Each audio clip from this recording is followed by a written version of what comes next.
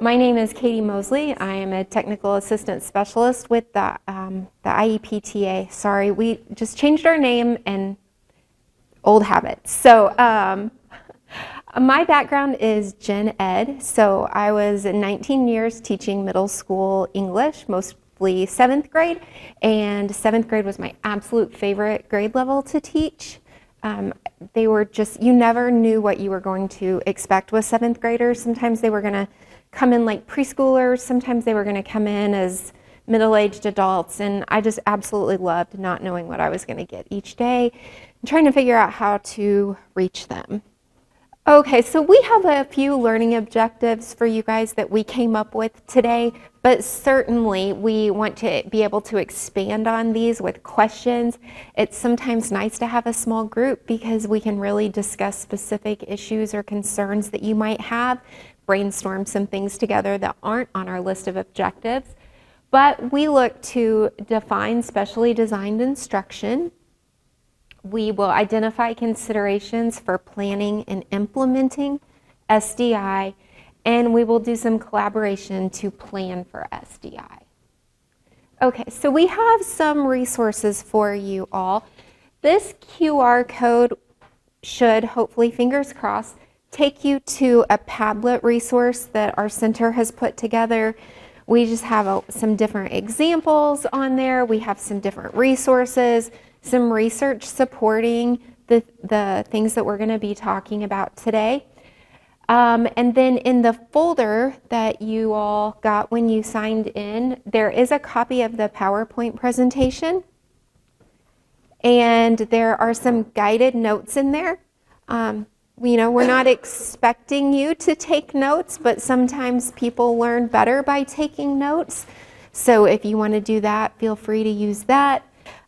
We do offer, almost all of our trainings are at no cost to Indiana educators. So please continue to check out our website. And we can even come to district to do some work if you would like us to help run some meetings or just to talk to staff, anything that you need, we can do that. There's a process for that, and we can get into it if you are curious about it. Okay, so what is specially designed instruction? We want you to, I think, if you single Pringles want to join a table to have a discussion with, we would just kind of want you to turn and talk to your neighbor, maybe write down or just think of a definition for how you would define SDI to a new teacher or a new colleague. So we're going to give you about a minute to kind of share, and then we'll bring it back to the whole group. Okay, so what were some of the things that you guys talked about if you had to define it to a new colleague? We said it's like the steps you would follow, instruction you provide to meet the goal that you wrote. Okay, good. What else? Okay, well, let's take a look at some different definitions. So this definition comes straight from IDEA.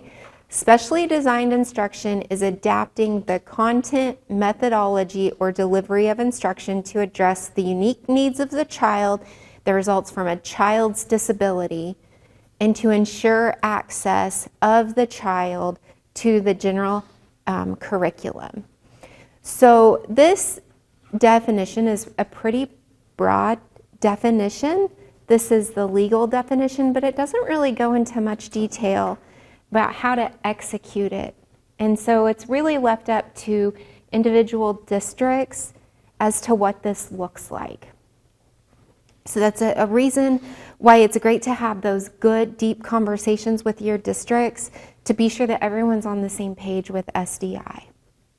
Ann Benninghoff has written a fabulous book on specially designed instruction, and our center has just really dove into it, and we really like it. And I brought one copy to give away to someone today.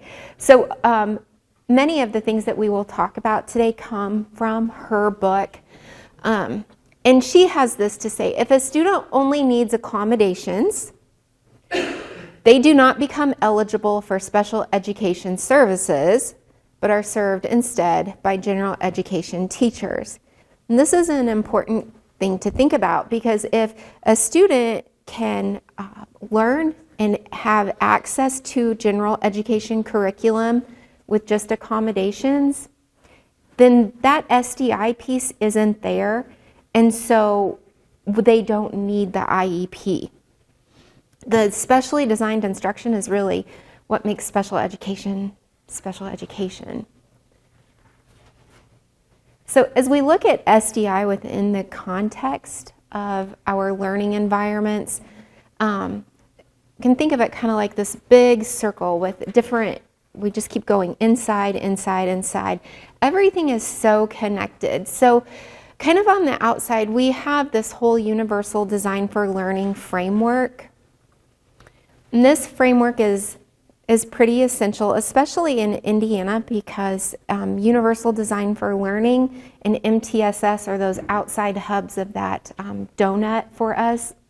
And so we really need to be looking at universal design for learning in context within implementing that SDI. So within that circle, we can look at differentiated instruction practices, and so how we can adjust curriculum for the students to reach it. And sometimes UDL and differentiated instruction, they really go hand in hand so nicely, because UDL provides those choices for the students, and then we can kind of make adjustments from there.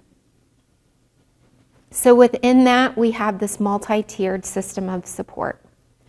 So those three, UDL, differentiated instruction, and MTSS, are really best practices. Those are things that we should be doing in our buildings. But SDI is different because it's tied to that legal document of the IEP. So SDI isn't a choice. It's something that our students have a right to for our students with disabilities. So it's our obligation to figure out how they will learn best. How can we break down those barriers to content, to methodology, to help them have access to that general education curriculum? The goal, what you're getting standards. Well, Sometimes the goals are below grade level. Yeah. Well, even this can go down a rabbit hole real quickly. But even if our goals are approaching, because they're still talking about access skills when we're looking at goals, even if they're below grade level, because what we're essentially trying to do is improve the students' access to and progress in the general curriculum. That's the whole purpose of that. When we talk about present levels, we should be talking about those. So that's really the tie-in there is the goals are still, even if they're below grade level, are still trying to get access to and closing the gap. So that and I don't want you to ever take away from this that we're trying to say all our goals have to be at grade level. That's not where is the student, where are they functioning, write our goals and services around that need, and to hopefully close the gap toward what their peers are experiencing, and they're trying to address those barriers and break them down so they can have better access, which we all know that could take a long time for that to progress, or it could be quick sometimes too. So we have to be careful. So that's the tie-in. We'll talk a little bit about that today, I think, but there is a real close tie-in with the specially designed instruction. I mean, that's kind of, and goals, is the goals and progress monitoring are how we test how things are working.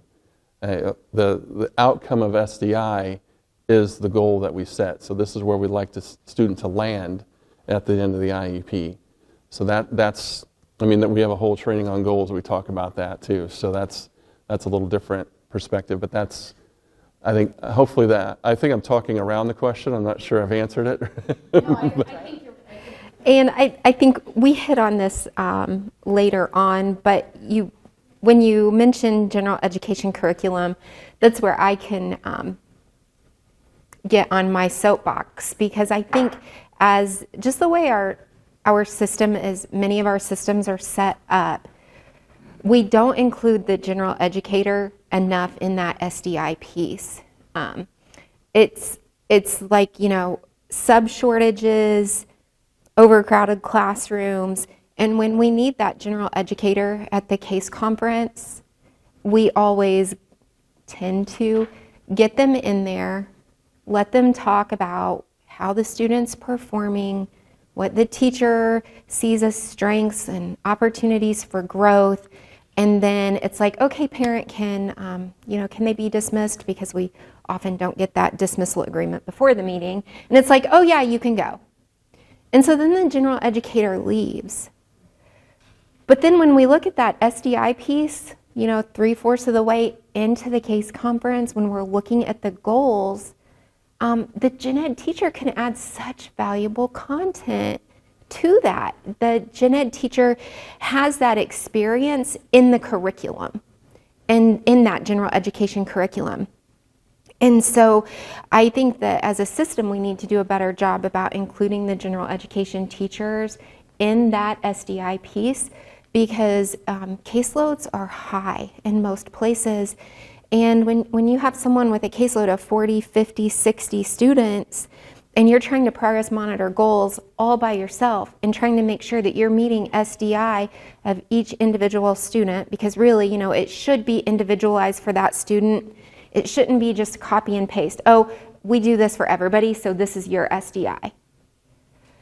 Include that gen ed teacher. Let them track some of that stuff and let them be part of that discussion in writing that part. So that's my soapbox. So we're going to look at the different areas that we can adapt according to the definition of IDEA.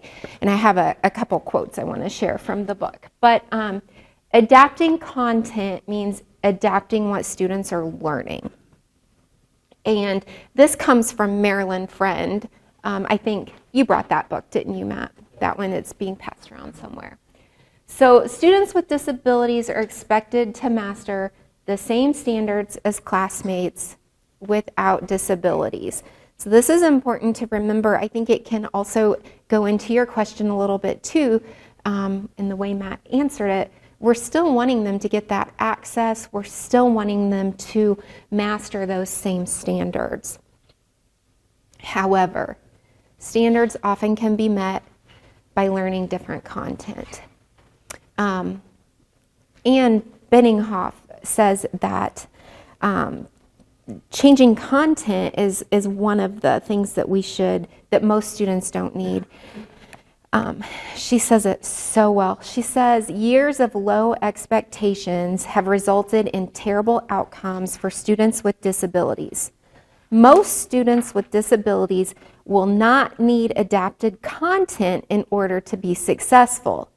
Instead, they need changes to how they are being taught rather than what they are being taught. So while content may need to be adapted, we also really need to consider that how piece. And I just love how she says that. So some examples of adapting content. I know these are programs that you have to purchase. It doesn't have to be a package purchase, but things like Wilson Reading, Orton Gillingham for language arts, Read 180, I guess that's the language arts too, Touch Math, those sorts of package programs do touch on that content piece of SDI, but you can do things that aren't part of a package. If you know that a student has some phonological processing disorders, you don't have to have OG to help them with that. You can really look at how you can isolate phonemes and just the phonological structure to help them. So I think sometimes these are Marilyn Friend's suggestions, but just know that it does not have to be a package deal. What are some examples of how you guys are adapting content within your districts? One system we used to use is that I Hate to Write system with kids, and that was really successful. But it started off with our OTs using it for support, and then classroom teachers started taking over and using that also because it was useful for lots of different kids. And I think also what Katie's talking about is it does, you don't have, it's nice, systems are nice to buy because it's all packaged for you. So you have a student that looks like this, here's the tools we have to bring to bear. But a lot of schools and teachers don't have that resource, so you're doing it on your own. You know, how do I adjust this for this student? How do I change this so that I can get to what this student needs? So those are the kind of things. I don't know that teachers always know they're doing it, but that's specially designed instruction when you're shifting, adjusting that work to meet the student's needs right where they are. And I think the big idea here, one of the big ideas is to plan it. You know, sometimes you do that on the fly, and I think that can be really tough to replicate.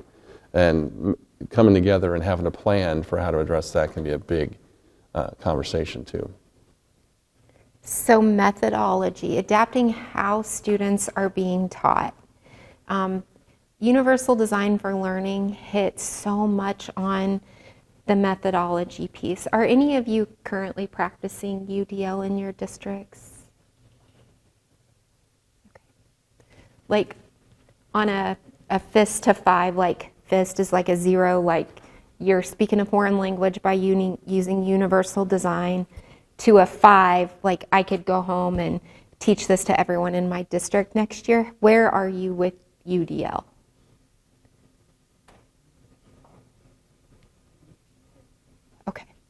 Okay.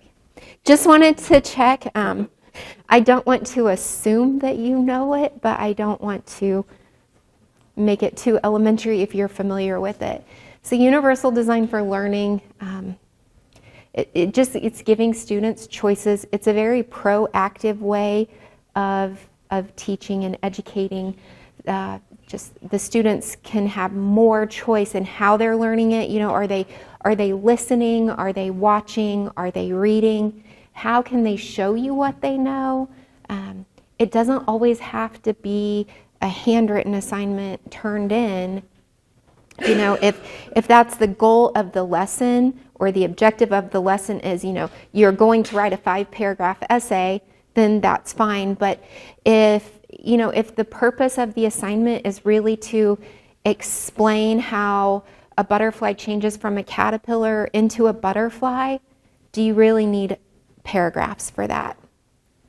So can students show you that they know that content without having to write it or type it? Can they make a video? Can they act it out? I mean, I bet some elementary kids would love to do that. Record lying on the ground, being, born, being a little caterpillar and then a cocoon, and then they get to fly. But it's student choice. John's laughing. You thought you were going to guess. No. So instruction strategies, interventions, and techniques. Specific methodologies are more likely than others to be more effective and efficient for students with disabilities because those kiddos learn differently. And really, when we think about it, even if a student isn't identified as a student with a disability, I don't know that any of my general education students learned the same way. It was something different for each of those students. And so really, as we provide some of these opportunities for our students with disabilities, everyone is benefiting. It's not like we're watering down the curriculum. We're not decreasing our goals and expectations. They're still there, but everyone just gets a little more choice. And choice leads to ownership of curriculum. Ownership leads to wanting to perform better. Performing better means higher test scores. So just some examples, direct explicit instruction, the teacher modeling, we see that a lot in the SDI piece, chaining, task analysis, so chaining backwards, showing that finished product, working backwards on how you're going to finish the product. It really helps kids to see the end. Okay, when I finish with this unit in 3 days or 2 days or maybe even the end of the class period, this is what the finished product is going to look like. And then let's work backwards. Okay, here's what I need. Here's where I can get it. So just really showing and using that idea of chaining can be so beneficial. We can also use forward chaining where we start with something small and then we're just building up to that big final project or product that needs to be turned in, and task analysis. So what about methodology? What are you guys using? And this is the most common way to use SDI.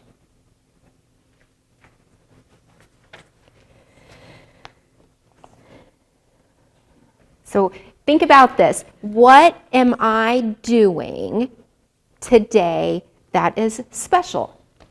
So if you're not a teacher, you're more in an administrative role, what do you expect your teachers to do that's special? Yeah. So we have to remember, our students with disabilities are general education students first. Always. Always, always, always.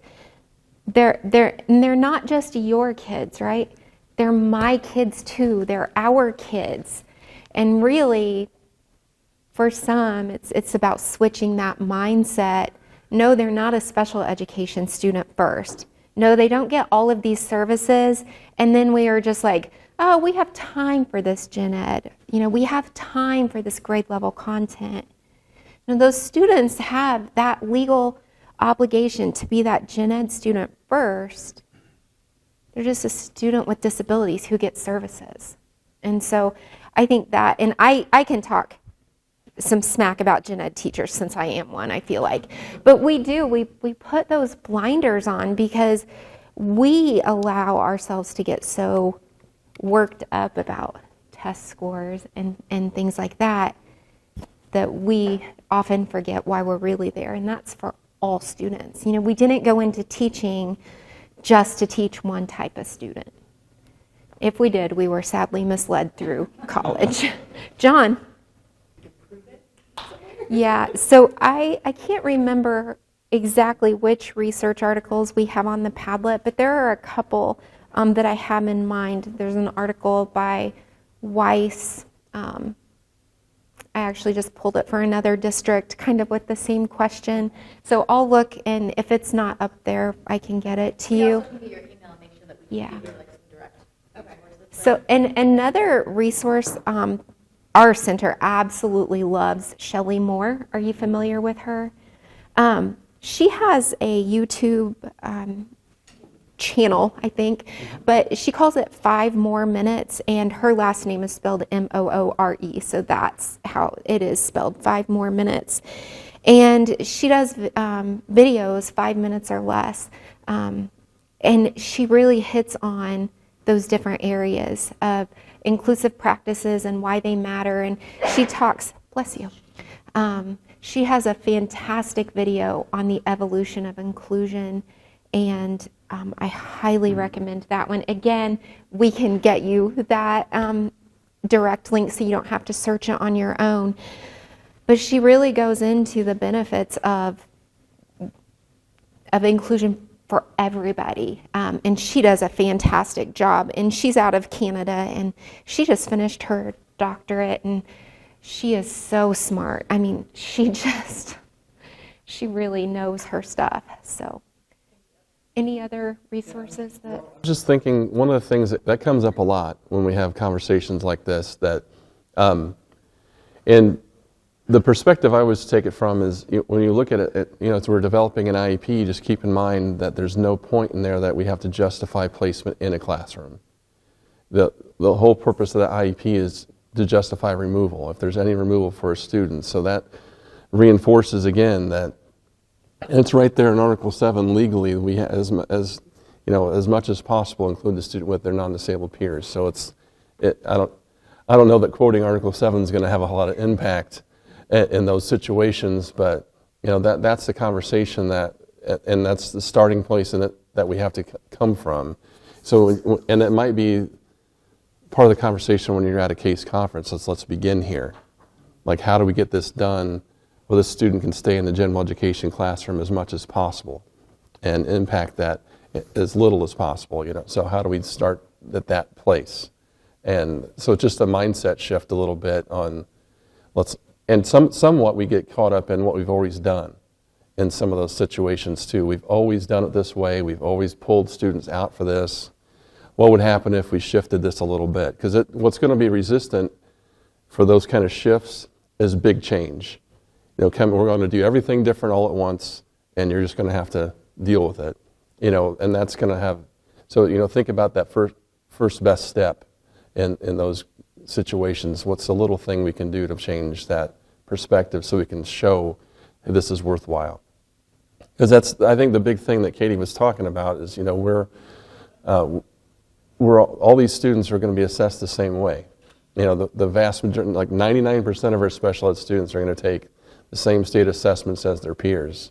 So we have to think about making sure they're exposed to and have access to and make progress in that curriculum as much as we can. Because if we don't do that, we can fully expect we're getting what we designed. The system we designed is giving us the result that it's designed for. So if we want to change that outcome, the system's got to change for those outcomes to change. So that's the kind of perspective I was put on those kind of situations. If we want our special ed students or students with disabilities to do better on state assessments, then we have to change the way we're treating them in the systems that we already have, or else it's never going to change.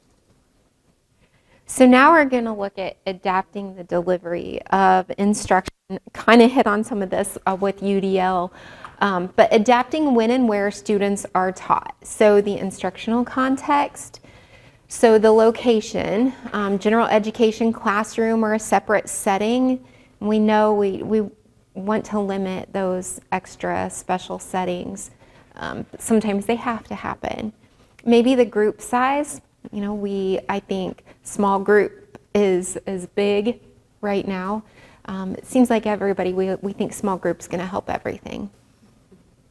And the dosage.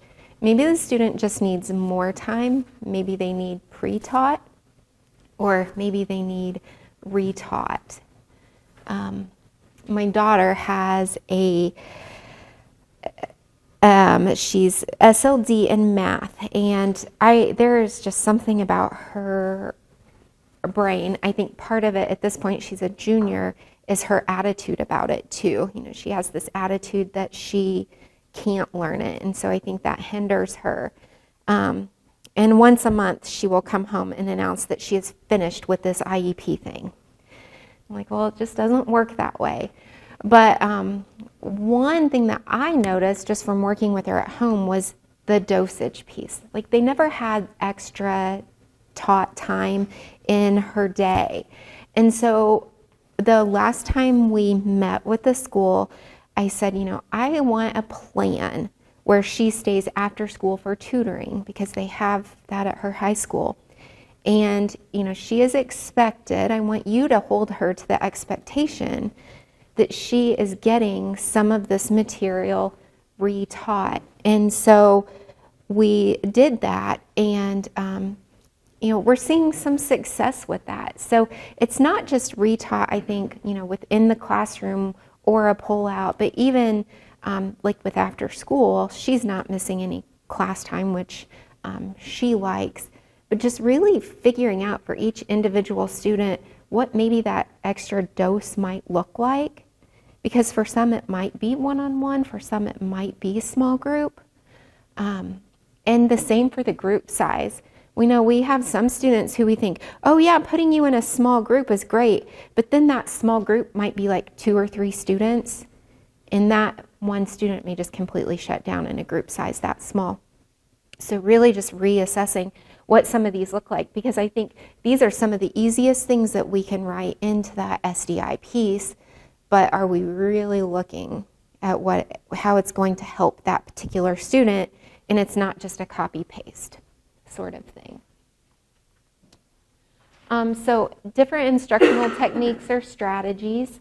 There are all kinds of like acronym-based learning, like we did when we were teaching how to write like a constructed response, main idea. I think we called it ma'am. Yes, ma'am, that was it, yeah. Some things like that. Multisensory instruction, lots and lots out there right now with just being able to use different senses to just deliver the instruction to the student. Increased instructional intensity, just like we talked about, more practice, maybe more steps, more review.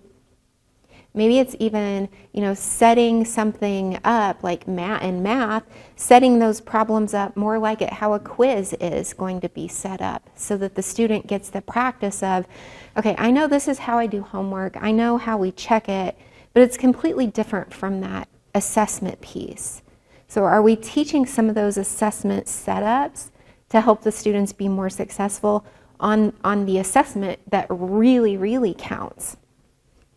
Okay, so we've been sitting about an hour, so we have an activity that we're going to do. We're going to put some of these little cards at tables, and with your partner, we want you guys to look at what's on the card and determine, is it SDI? So you might want to, you've got some Post-its, you might put SDI on one Post-it, and maybe, I think accommodations, is that maybe what some? SAS, which is like a student support. There we go, that's what it is. Yeah. There's an SAS, yeah. So maybe make a couple different columns and then start to sort out your cards, and we will go through the responses and discuss where some of these go and why. So let's take, what do you think, until 10:15? Yeah.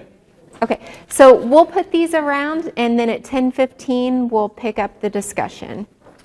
So thank you for taking the time going through this. So I'd like you guys just kind of sit tight on your lists, because we're going to go through something here and then come back to them, okay? And we'll see, and we'll kind of share out and see how that goes. So, excuse me. So hopefully you guys found beneficial those books floating around too. I really actually enjoyed going through those with just getting ready for everything today. So I don't know, I like that activity. We've done it different ways. One of the things we've done with the larger group is have that kind of like we have described up here, where you go around and have the person guess if they get, test each other as you walk around a room and kind of learn as you go that way. So that can be a good activity also. So I do like that one. But I would say let's just go through a little deeper on what SDI is, and then we'll come back to these and we'll see if we can get a little better refined view, so to speak. So the first thing I always like to go through the is-nots before we get into the what is. Because and we kind of saw that with that big concentric circle diagram. Especially design instruction is kind of the core. I've seen a lot of examples where we look at things like MTSS and different pieces and response intervention even, and those kind of things, where when you diagram SDI, it's a central piece of that. It exists throughout those different tiers. So that's something to keep in mind, that specially designed instruction is not a mythical fourth tier of things. It's built in. This is support, and that's also why it's important to have conversations with our general education teachers, because that's going to be a part of what they're doing. They're going to be a part of that team as well, part of that discussion. Because for us to provide specially designed instruction, we have to know what's going on. As a special ed teacher, I suppose, I come from that perspective. We have to understand what's happening in that session, in that room, how it's being taught. If we want to adjust the methodologies, we have to know what methodology is being used. If we want to adjust the instruction, we have to know what instruction or content or dosage is being used in that setting. So if we want to change anything there or add to it, we have to understand what's going on there in the first place. So, it's by no accident that we're pulling in books talking about co-teaching and those kind of pieces. That's a pretty tight relationship between two teachers there. But in order to deliver SDI in a gen ed setting, you have to have some level of relationship with that classroom teacher so that can be done. Because you're not going to be there all the time, or maybe none of the time. So how does that get delivered if they don't know what they're supposed to do? So we have to have those conversations. So differentiation, I guess, the things to keep in mind is technically these pieces are just adjustments. These are really up to, I guess, accommodations those are available to all students. So those things are not specially designed instruction per se. So when you look at those things, universal design is by definition universal. So we're preparing the way for every student to have access to in the best of our capability. And if you want to know more about UDL, because I was watching the fist to five things and some kind of shaky 2s and 3s kind of came up there. So the cast.org is a great place to go if you want to know more around universal design for learning. They're kind of the originators and proponents of it right now. If you go, if you go to any presentation on universal design for learning, there's 2 or 3 slides that CAST has that everybody uses. Pictures of the brain and those kind of things. You'll see a lot of that kind of stuff. And they have a lot of practical approaches as well. So it's important to go through and look and see how do we prepare this, because truly universal design, it's really at the school level where that works the best. You know, that administrative work, that tie into, have everyone's on the same page with this. If it's just in a classroom, it really doesn't function too well. So that school unit is probably the smallest it should really operate in. Differentiation is more of a classroom level thing, whereas let's differentiate these approaches. Let's give different ways to adjust our material so that we have access, more students have more options as we look at those pieces. And then MTSS is just looking at layers. That one's not necessarily up here, but that's the different tiered supports. So those are just different layers of instruction and intervention that we have in place for students. So that's kind of going through those. So accommodations are really, a lot of times in special education, we think of those applied from the IEP, but accommodations can come through, as a teacher, you can just accommodate students because maybe they just need it. And we can also have 504 plans that direct us to do those things, short-term, long-term plans, those kind of ideas as well. So those are some things to think through. You don't need necessarily permission all the time to do that, but I would keep in mind, one of the struggles I think sometimes folks have is when we come from a rich environment where there's universal design for learning in a building, there's kids that get the supports they need that they wouldn't if that system was gone. So that's important as you're developing an IEP for a student, that you keep in mind what's necessary, what's nice versus what's necessary. So it's nice for us to have access. So if we have a listening corner in our room, it's nice for everyone to have access to that. So if you want to listen to a story, you can go listen to the story. Put your headphones on, listen to the audible version of the book. But we know that for some students, they have to have that access in order for them to access that content at all. So it's important we have that thought as we're developing the IEP, because we don't want to just brush it away. It's like, well, we're doing UDL, and UDL is really embedded in what we do in our building, so we don't have to put that in the IEP. I would say you do have to put it in the IEP to make sure, because we always want to have that insurance, so if the students move on to somewhere else, they have the support there. They may not have the structures that you have, they may not have the supports that you have, because I know everyone in here is dynamic and fantastic setups for their students, and when they move on to somewhere else, they might not have that. So you just want to be careful how that's going on. Modifications, more usually directed through the IEP, modify pieces. I don't want to get too deep into modifications truly, because that's really not what we're here about today, but one of the conversations I like to spark, or at least thoughts I like to spark with modifications, is think through, especially when we get into high school, the impact. What happens if we just modify one thing? What if we modify one assignment? What if we modify just a little bit versus modifying a whole curriculum? What happens then?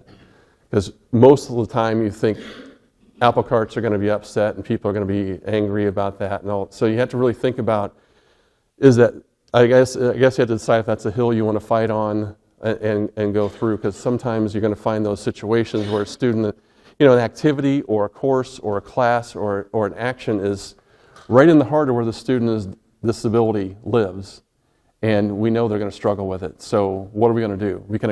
We have some accommodations built in, but what happens if we tweak this assignment a little bit?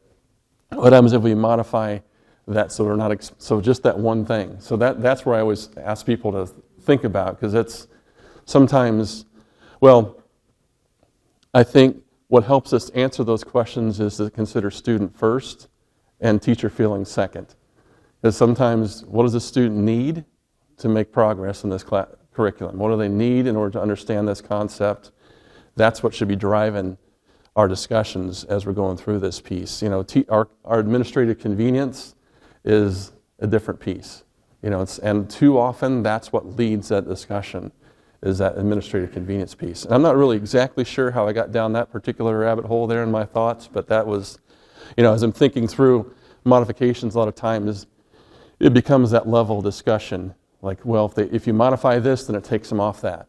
If you do this one little thing, then that changes their whole life for them. So we have to be really thoughtful about how we do it, when we do it, and the purposes behind it. So it doesn't have to be a long-term thing. It can be short-term. So just think through those things a little bit as you're going through that you might have some kids pop into your heads. As modifications is one of those areas that can be a little, because essentially we're changing the expectations for that student, for that one, or for that whole curriculum, or for that event. So anything else we want to add to this? Any questions as far as any gray areas for you? I know you just went through some of these, and we'll come back to them here shortly. You did a great job being patient with me on that. Anything that's just kind of has a gray area in your mind as far as is it specially designed instruction or is it not? This is the audience participation portion of the, no, I always say that. I think we'll come back to this, so I don't want to force any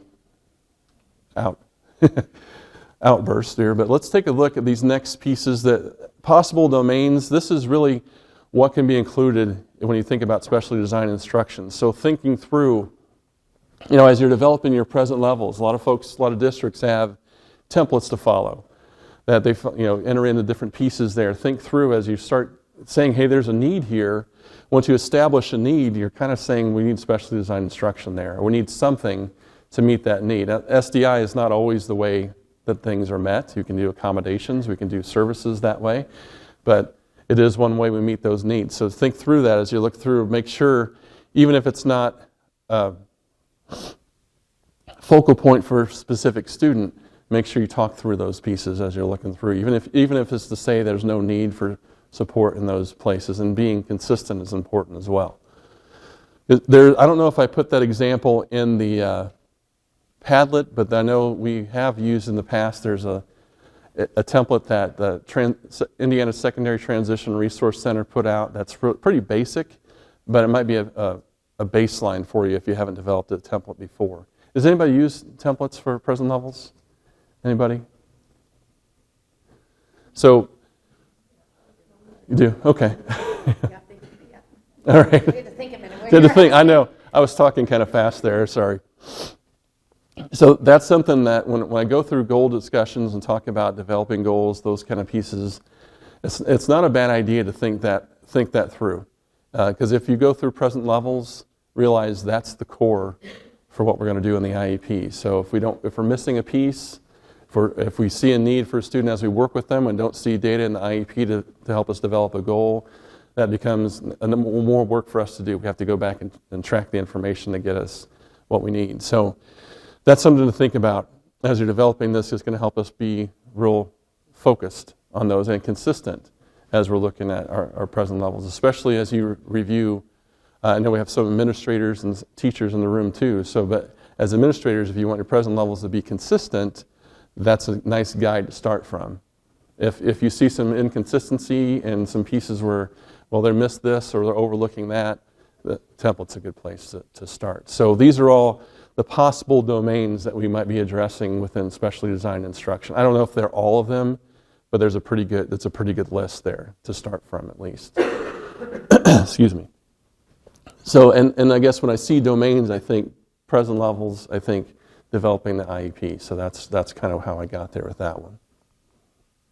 So I'm going to lead you through these next two slides, and then we're going to turn back to the list, the categorized list that you just put together yourselves, and see if there's anything you want to change in those pieces. So let's take a look at this.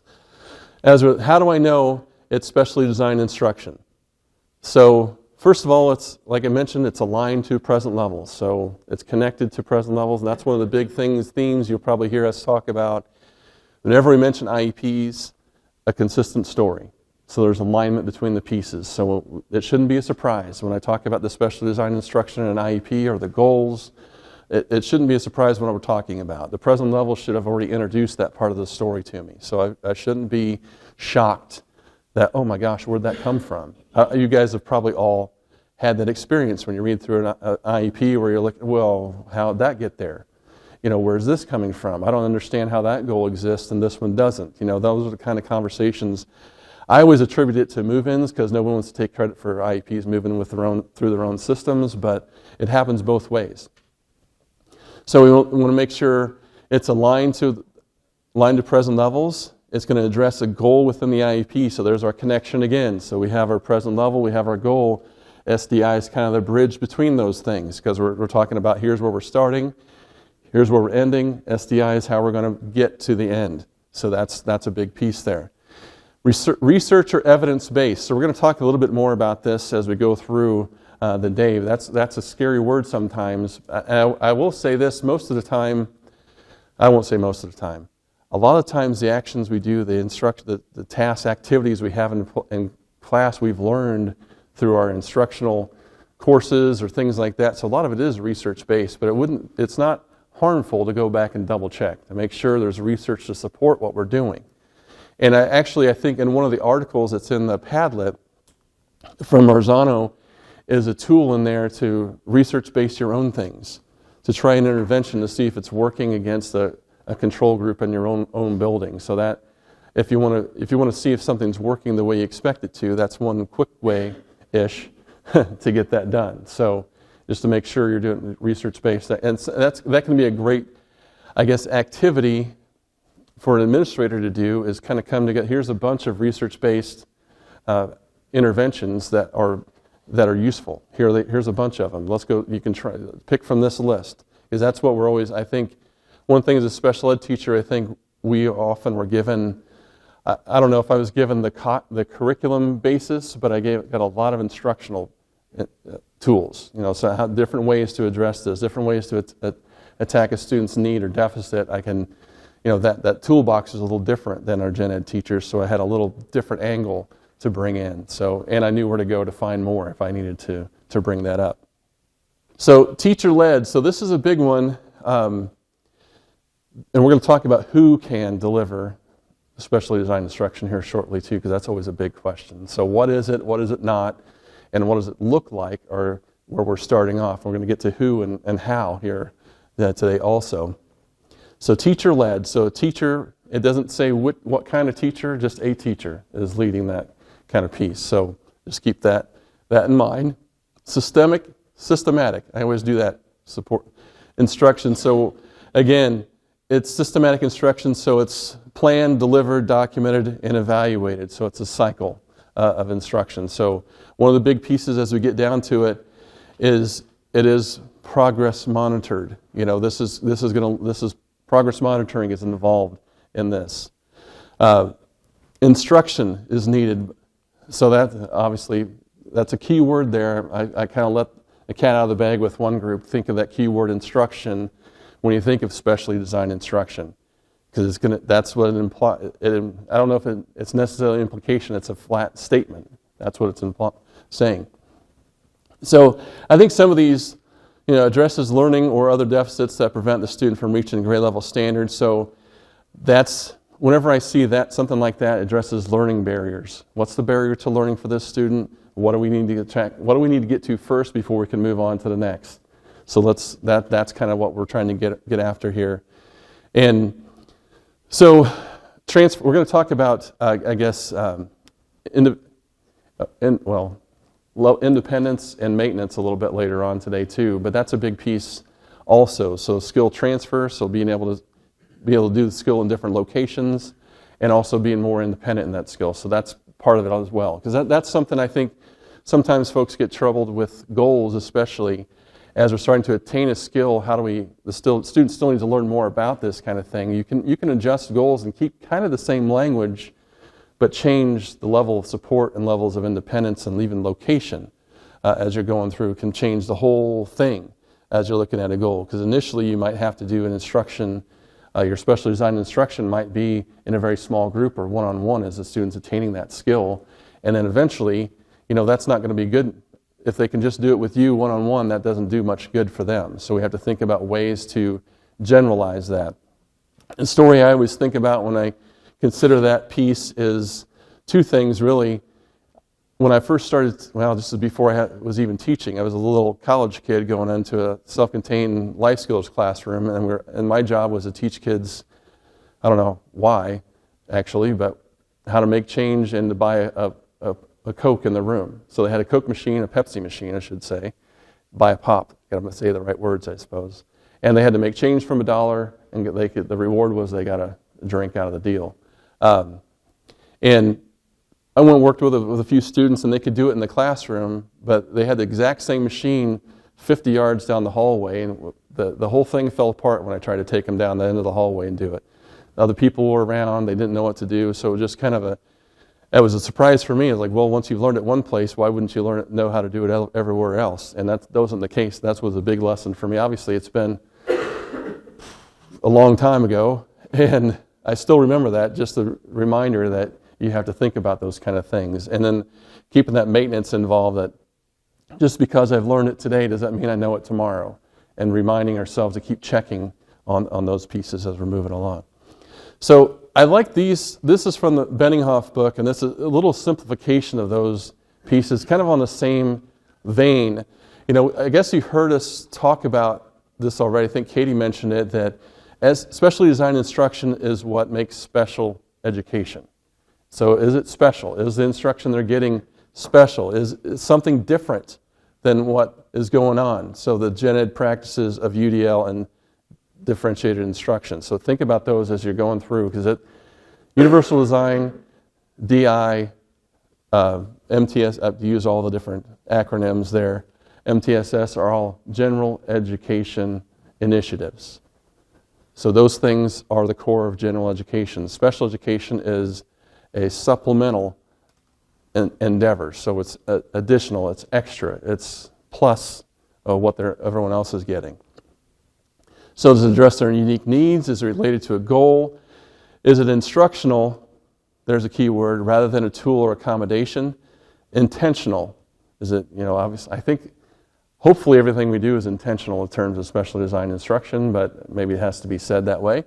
And then we talk about generalization and independence also. So it kind of repeats a little bit here, but I think I like both of those slides, but this one's a little simplified. The other one goes in a little bit more detail. So what I'd like you guys to do, and we're going to have a couple examples here, and we're going to test you on here shortly. I know, it's a test. I don't know if you knew that. But what I'd like you to do is, I'm going to leave these questions up here, and look at your lists again. And I'll give you just a minute or about 90 seconds here to look that over. And then we'll come back and I want to see what, if any, changes were made. Well, the intention of those questions is to help to clarify the discussion, but it really comes down to a real basic understanding. The thing for me is, think about how many of those say the word instruction within them. Those are the SDI pieces. So if it says instruction or modeling, those are SDI. Because those are teacher actions, and they fit the criteria. Is it special? It's something different than the gen ed teacher is providing. Like, I'll just pick one here. Explicit instruction, self-monitoring strategies. So if we walk through those questions, is it something different? The gen ed teacher is probably not going to do explicit instruction, self-monitoring. They might talk about it in general for everybody, but the student's going to get explicit instruction within that. Address the unique needs. That could address unique needs for a student. Could be an IEP goal. Instructional, it's not a tool, so as a contrast, we have raised and lined paper would be a tool. That'd be something like that. Even though, now the trick comes in, there might be some teaching involved in how to use those pieces, because one of the pieces we saw, there's one that's a little tricky in here. Here we go.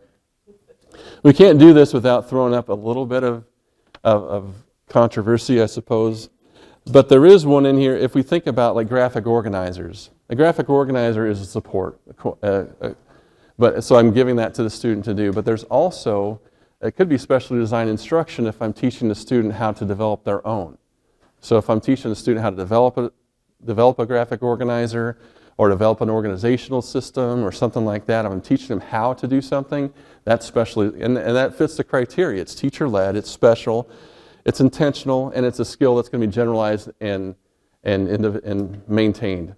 So just let me try that one more time. Edit, please.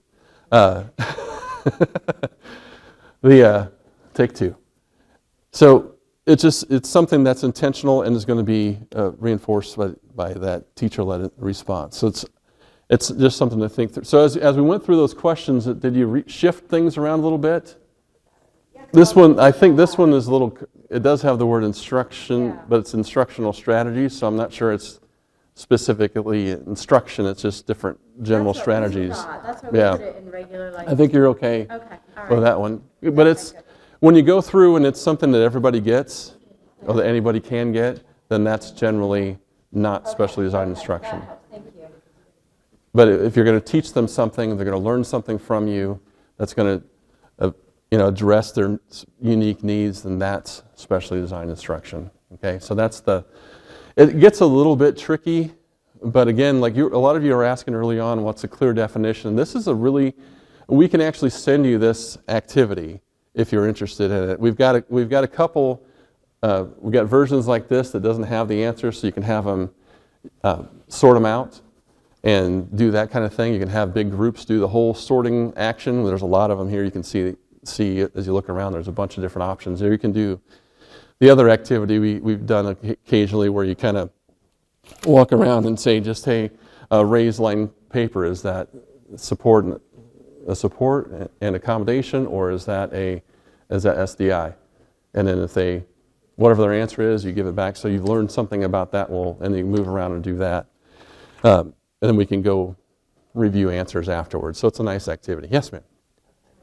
So the question was, right? Or if you're doing it for the student, you're not teaching them how to do it. It's an accommodation you're building up for that student. So I'm chunking the activities. Or we used to do some things where I'd tag pages that are important for the student, and that, I don't know, we put a little sticky note there so they know, because it took the kiddo forever to turn pages.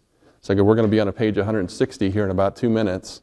Here's page 160, so you can roll to it. So we're tagged, so that's the kind of thing.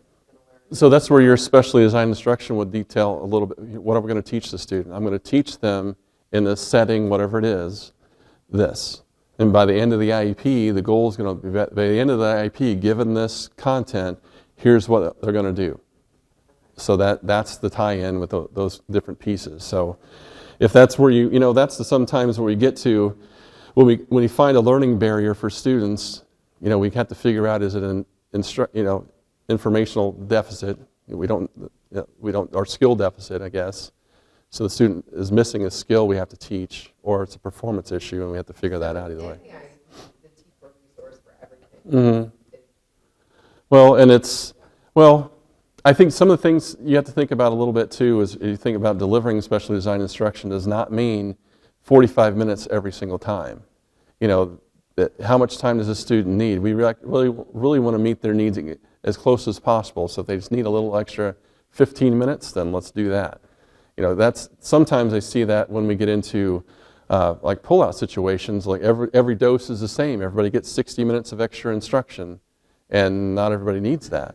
So that might change things a little bit too. So sometimes, I won't say we always do that, but sometimes we overserve kids that way because here's what our schedule says. So that's where we match up the services with, I don't know. I can go down that too deeply, so I'll try not to. So the next piece we're going to look into, okay, take a deep breath. Here's the test. So what I would like you to do, this is in your handouts too, is take a few minutes to read through the scenario. And then I also share this. If you would like to change groups at this time, you're welcome to change a different table if you'd like to have a different opinion. Or if you don't like who you're sitting by, I guess. But just, everybody looks at the next person like, I don't know. Take a little time to read through that, and what I'd like us to do is just come to a decision. Is this specially designed instruction or not? And then we can look back at those questions and compare it against that. It's in the outline if you want like a template to write. Oh, right. But you don't have to. I need to make sure, because Alana did some great work on that guided notes, so she made it, so of course she's going to come up with her plug there, but those guided notes are there for you to use as well. It can be helpful. So let's look at this one. So the goal, student Matt will initiate tasks when verbally directed by teacher or staff. Okay, that sounds pretty basic as you go through. I did have to do some editing on the goal samples. Man, that goal wasn't great, so I fixed that. Well, in my mind anyway. So let's look at this. I'll read it aloud and then we'll see what you think. A special education teacher provides services 3 times per week. When she's present, she makes eye contact with Matt before repeating the teacher's verbal instruction.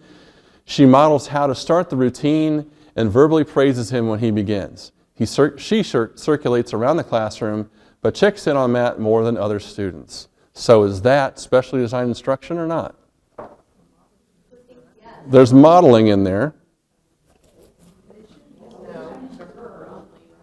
I'm sorry? It shouldn't be like only when she's present. That's a good point. It shouldn't be only when she's present. Then just model. There's no instruction. Why?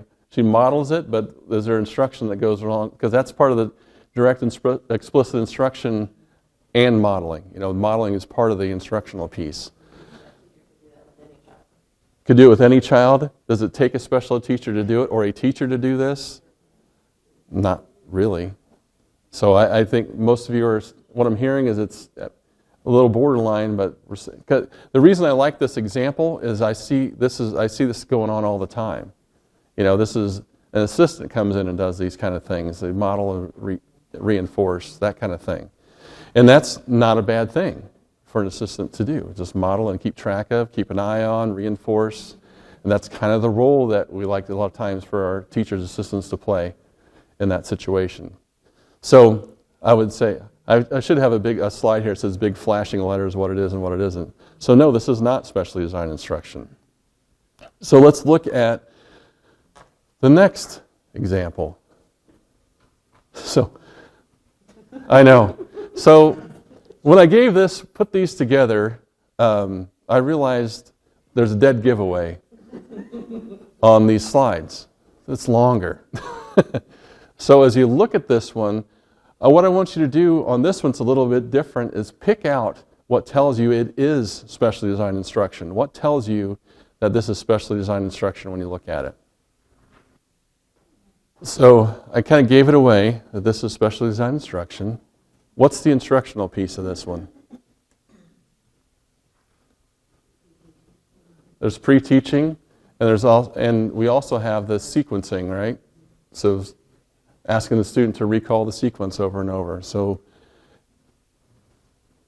And I also like this one in that it's not just that student, it's other peers. And what's cool, I guess in my mind, is the other peers that are involved are all together, but they're doing different things. So this student is going through the same process, the other students are doing some things, we're working together to do this activity, but this student is asked to do a little bit different thing with it.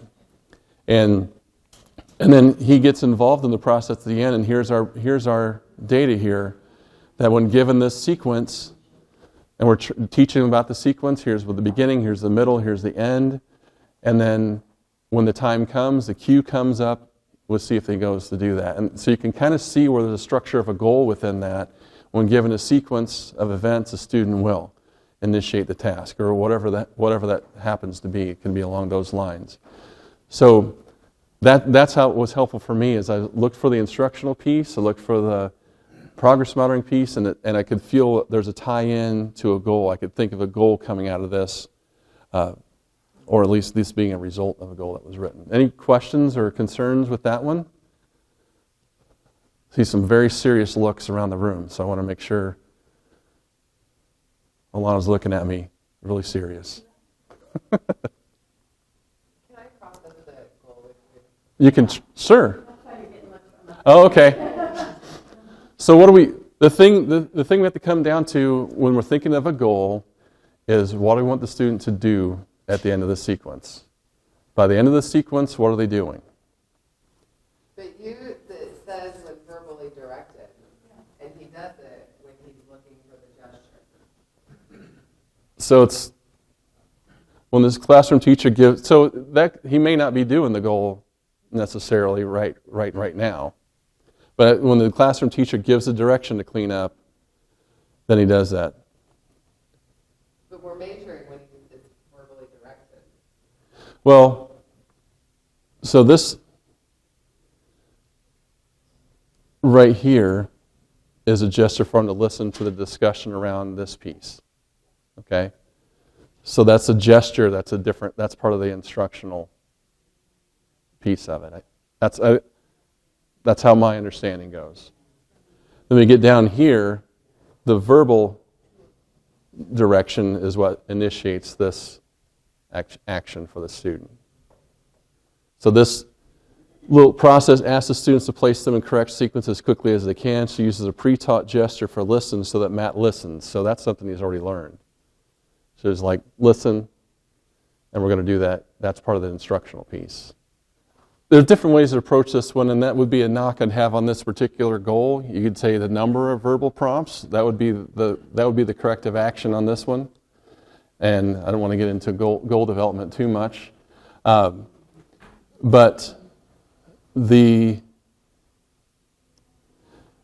necessarily putting the 2 out of 4 or 5 out of 6 or those kind of pieces aren't necessary for a goal to be measurable. This goal, if we add in the piece, says with 2 or fewer verbal prompts, say Matt will initiate tasks when with fewer than 2 verbal prompts from a classroom teacher, when given a task. Because I kind of think that given piece is implied in there. Of course he's given a task, or why would he be prompted to do that? I don't know. Within that goal, I wasn't trying to present a different framework for writing goals. But the purpose was looking at the specially designed instruction there.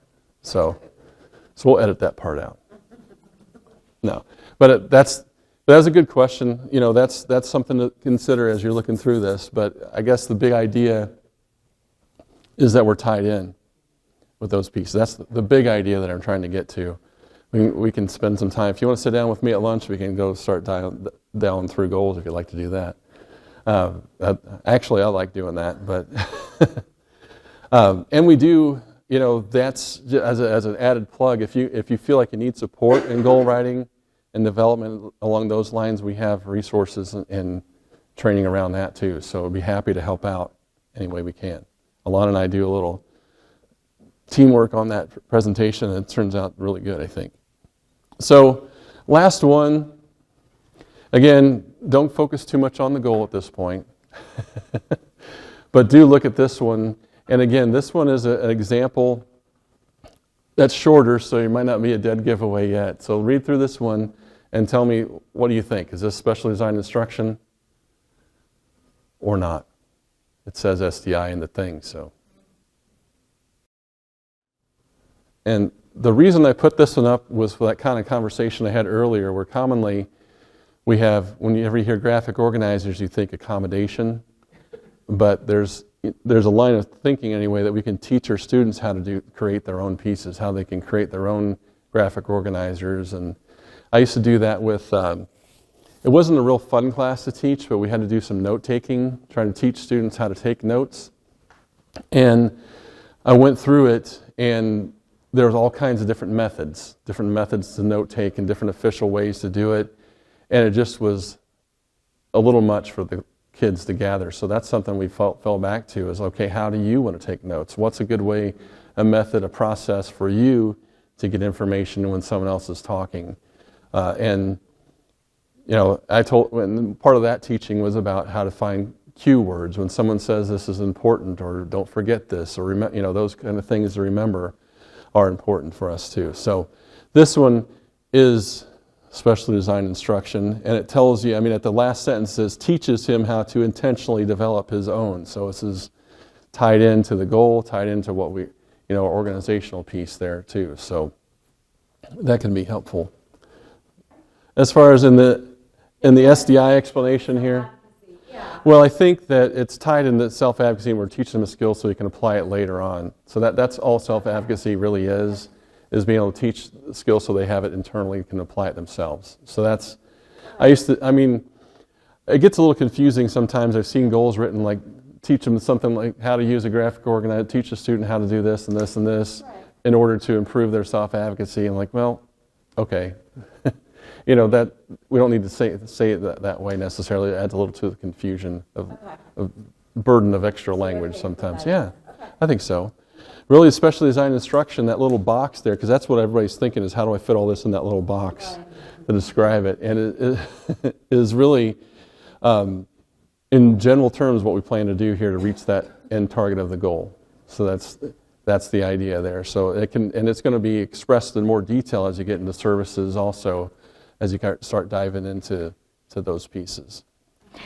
And just really quick, we did get those scenarios, so full disclosure from a book.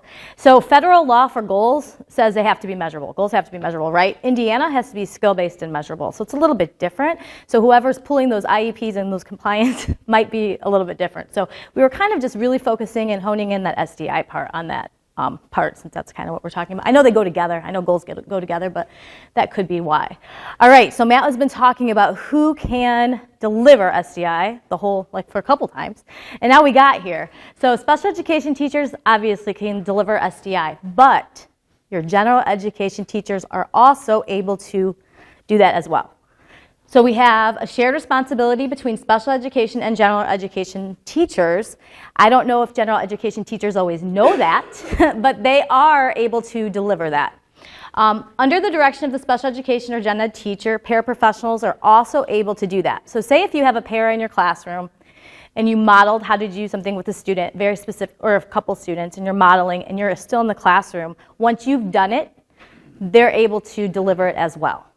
So just keep, so you know, if they're in your room, they're watching you do it, you're teaching them how to do it, you have a student with dyslexia, we know that students have, you know, maybe those multisensory approaches that we're doing those strategies, they always have to clap out their syllables, all of those things, they watch you do it, you teach them how to do it with these groups of students, they're allowed to help you also. I had paras in my classroom, they helped me provide SDI when possible. So that is a shared responsibility. Maybe you want to mark this slide and bring it back to your school and say, look, your name's here, gen ed teachers are on here. So that might be helpful for you guys. So who are your go-to people when you need a solution? Do you have a team? Do you have your gen ed teachers help? Do you have an SDI team? Do you guys talk about SDI? It sounds like in Center Grove they're having this initiative where lots of people are talking about it. Are you talking about in staff meetings? Is that how you guys are doing it, or are you guys? In all. That's kind of a meeting, yeah. That's awesome. Anybody else? Not really. It's kind of a special education initiative most of the time. So yeah, we're just trying to really say that it is a shared responsibility. Gen ed teachers know the content really well. Not that special ed doesn't, but they know the curriculum mapping, they know the content. So really, having them help is really important sometimes. They know how to model. I mean, so do you guys, but they also do. Explicit instruction, small groups, if they have stations or co-teaching, things like that. We really just want to talk about how it's a shared responsibility. It should not just be the special education teacher. So that's my thing for that. We really do have to start with the present levels. We always say it's like the meat of the IEP, right? It's the PLAF, the present levels of academic achievement and performance. There should be a direct relationship between the present levels of performance and the other components of the IEP. So we're going to kind of ask you at the end of this, if you have your computers, maybe you could access your IEPs that you've written to make sure that it is in the present levels. That's where it should start. If the statement describes a problem with the child's reading level and points to a deficiency in reading skills, the problem should be addressed under both goals and specific special education and related services provided to the child. So it really has to start here. If you're identifying a student's strength and stretch or weakness as reading, decoding, then that's where you get your goal, that's where you get your SDI, right? We look at how they learn, their unique needs. So, like I said, students with maybe dyslexia need to have those strategies, it should always be in the present levels how they learn. right? The way you need to remove those barriers to give it, and it has to start in those present levels. And I think we talked about like pooling those IEPs and being compliant. They could say that, like if they don't have it there, why are we having this goal? What makes us unique? I mean, that's how they could pick things apart. So it really does need to start there. And then this is kind of an extension of that, but how the child's disability affects the child's involvement in the progress in the general ed curriculum, how we talked about, the same curriculum for the non-disabled children, or for preschool children as appropriate, how the disability affects the child's participation in appropriate activities. So that should also be in the present levels, depending on the age of your students. Those questions should be addressed. And we have to always talk about the functional, and academic and functional as well. It's kind of, I'm sure you guys know that, but we just have to kind of go back to that. So SDI is intended to address students' IEP goals. This is kind of the conversation that you guys had over here at Center Grove earlier. You were saying it is the instruction tailored for them and adjusted as needed that enables them to reach those goals. So yes, they're trying to reach those goals, but really the big picture is special educators should also understand the characteristics of their students that will shape all instruction, which means, yes, they're going to get to those goals if you do this, but they're also going to learn more in everything else if you remove those barriers or if you teach to their learning models, right? So you have to progress monitor SDI, you have to progress monitor goals, but they're going to learn everything better if you're going to present it in ways that they are able to learn. So maybe looking at those WISC scores, if you guys know that some of your students, if they're auditory processors or if they, kinesthetic, like I said, if you present the instruction the way they learn, it's going to help them overall. So yes, it is for goals, but if we really think about it in the big picture, we want them to learn the standards. We want them to learn everything this way. So if you know that it's good for this goal, it's probably good for more than one thing. So that's how we try to plan for SDI. It's a collaborative development, collaborative implementation, and collaborative evaluation, which means this is at the IEP meeting. And I think Katie talked about it earlier when she said, I'm going to get the gen ed input, special education input, we're going to talk about it together, and we're going to develop this goal. This is how I'm going to monitor it. Oh my gosh, my phone. I'm sorry, guys. My watch. We're going to monitor it together, and then we're going to talk about the progress at the IEP meeting from all of us together. So this collaborative really is important. It's not just a special education teacher thinking about this goal, making this goal. I need input from everybody else, even the students sometimes. What are you good at? What do you like? How do you like to learn? Things like that. We're going to make these goals, and then I'm going to implement them. And then we're going to see how it's progress monitoring, and we're going to talk about these goals at the IEP meeting, right? So everybody kind of needs to be on the same team. Everybody needs to know what the goals are. They need to know how to do it. So we really talk about how it's collaborative together. Does anybody have any questions about anything? I talk faster than my counterparts. I'm sorry. Can I add to that last slide too? Yeah. That's one of the things I think I liked, and one of the reasons that co-teaching book kind of I guess aligns with this a little bit, because if you've gone through the co-teaching training, that should look pretty familiar. The co-development, co-implementation, co-assessment looks very, very familiar. Now that's, and not necessarily to that level of a co-taught setting, but the same kinds of questions and ideas and concepts here. And it doesn't necessarily mean it's one-on-one with another teacher. It could be one with a group of teachers that we're talking about how we work together. So it's not that one-on-one relationship necessarily, but it is a relationship that we need to cultivate so we can better plan for students being in the classroom. So this is MTSS. How many of you guys do MTSS in your buildings? Like it's yep, you guys do? Does anybody else? No.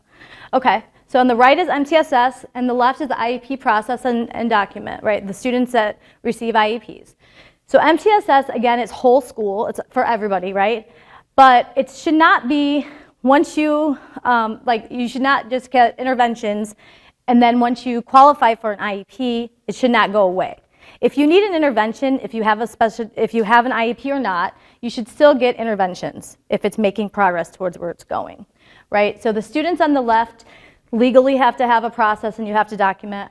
On MTSS on the right is for the whole school, including students with IEPs, They should be part of the MTSS process. It shouldn't be you go through MTSS and then you're identified and get an IEP and then go over here. It really needs to be part of, the students need to be moving through the tiers as they're needed, and when they don't need it anymore, then they can, supports will be scaled back. So there are students in the middle who do have IEPs, but they also should be receiving supports if needed, because MTSS is the whole child. It's not just academic, it should be behavioral, social, and academic, right? So students should be in the middle in your building. So if you're doing MTSS correctly, students should be moving up and down the tiers as needed, and students that are identified as special education services should also be part of that. And that sometimes is a shift. Some schools will do MTSS or they'll have interventions, and then when students qualify, they kind of back off those interventions. But really, if your student needs that, they should still be in that MTSS process. So does that make sense? Does that happen at your guys' schools? Yeah? That's great. I would say this is another way of looking at this too, is thinking about the MTSS side being the general education teacher's primary responsibility, the IEP side being the special ed teacher's primary responsibility, and they cross over. So that's a big part. That's essentially what you've been saying, is that there's parts that each person is responsible for, but there's pieces that also cross over. So that's why we're talking about that collaboration and development of a plan. We're going to cross over. We've got some shared responsibility here that we need to talk about, so we get it all right. Yes, definitely. And sometimes that doesn't happen in schools. That's why I kind of asked you. Sometimes you have MTSS going on, and then you're like, oh, that student doesn't qualify anymore because they have special ed services now. No, that shouldn't. It really needs a shift and say that they need to exist together. So I don't know if that wasn't a district that I was before. That's kind of what happened. It was like they kept doing interventions. Then they just said, oh, you need to be, you got to be evaluated for special ed. No, it needs to have it happen together, really. So planning for SCI, this is kind of nice. Does anybody notice anything about this graphic? Can I share out anything? Yes. Yes, it's circular, never ending, right? It's like our school day sometimes. It's never ending.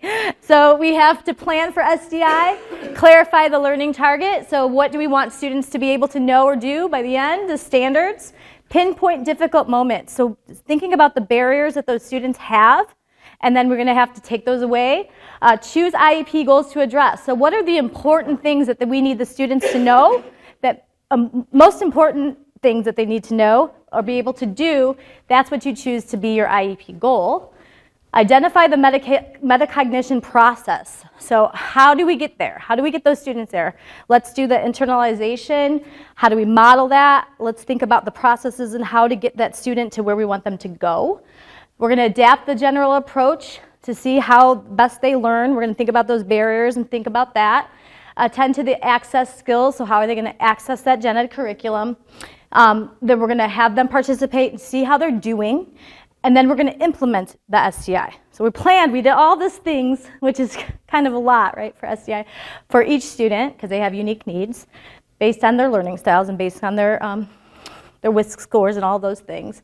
Then we're going to implement something, and then we're going to decide if it's working or not. We have to assess it. We have to progress monitor it. And then we have to do it again. We have to keep on going. So if it's working, great. We're going to keep doing that till the IEP is done.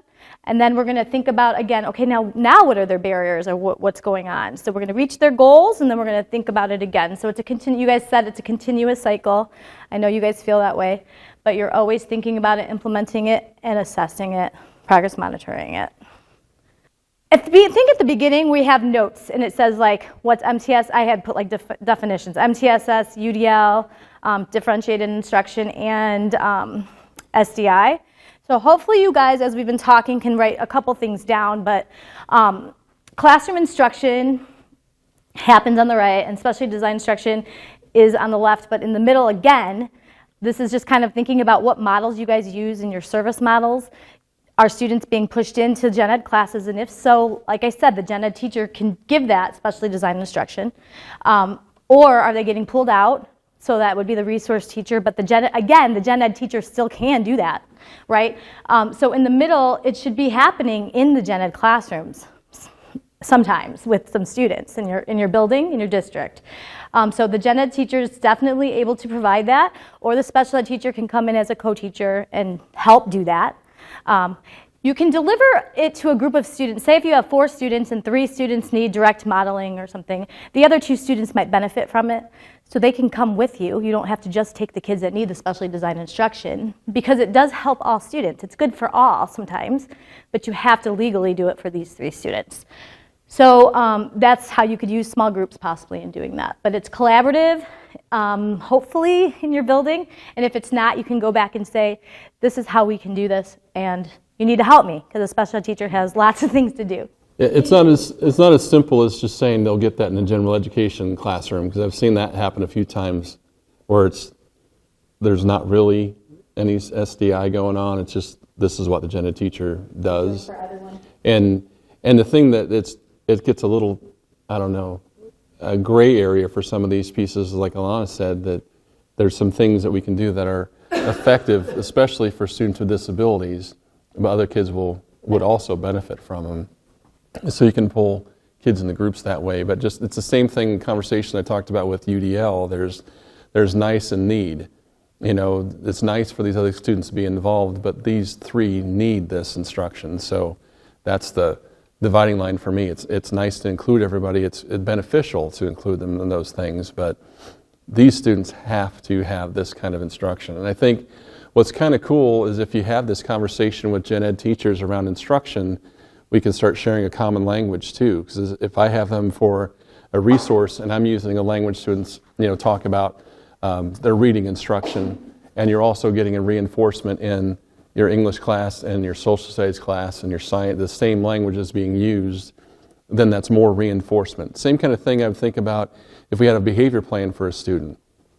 I want everybody to be describing that behavior the same way and addressing it the same way, so we're consistent. As if we're inconsistent, that behavior is going to go crazy. So academic behavior is no different. If we're consistent in our language and our speech and our methods, then we can get consistent results. If we change those up, everyone does something different, then we're going to get different results for everybody, and we're going to be all over the place. So it's my soapbox moment, and I'll stop there. All right. Okay, we're going to come back to research-based things. I think it's almost time for lunch. I'm going to have you guys take a break on that slide. So we do have an hour. You guys can take a bathroom break and then go to lunch.